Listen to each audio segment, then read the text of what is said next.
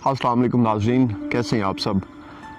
नाज़रीन, एक दफ़ा बेगम बल्कीस ईदी से एक मॉर्निंग शो में सवाल किया गया कि हमें अपनी ज़िंदगी का कोई इंतहाई दिलचस्प वाक़या सुनाइए।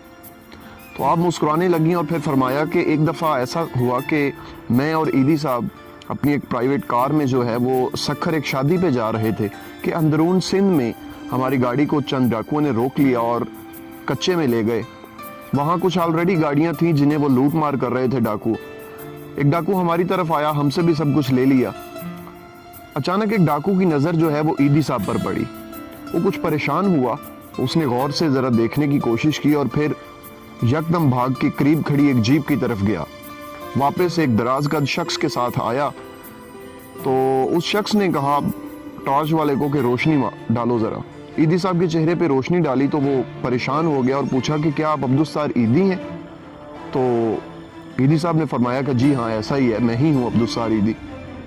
तो डाकू बड़ा परेशान हुआ और बड़ा शर्मिंदा भी, और माजरत की ईदी साहब से और जितनी भी गाड़ियों से माल लूटा था तो उसने कहा कि ये सारा माल सभी गाड़ी वालों को वापस कर दिया जाए।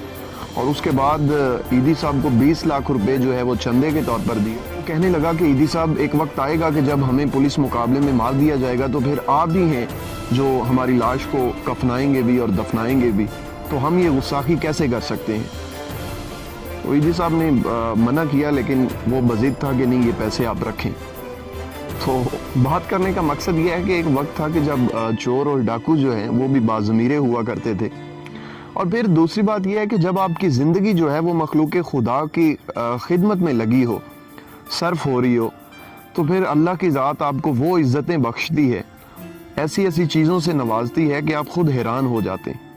क्योंकि वह तो इज़्ज़ो मंतशा हुआ तो ज़िल्लो मंतशा, इज़्ज़त तो उस मालिक कौनैन के हाथ में है।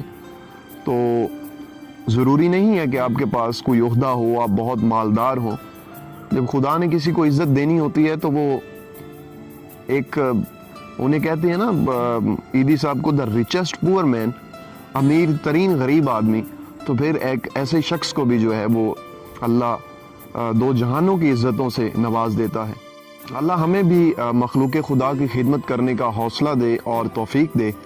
उम्मीद है आज की वीडियो भी आपको पसंद आई होगी। अपने मेज़बान अमीन हैदर को इजाज़त दीजिए। अल्लाह हाफ़िज़।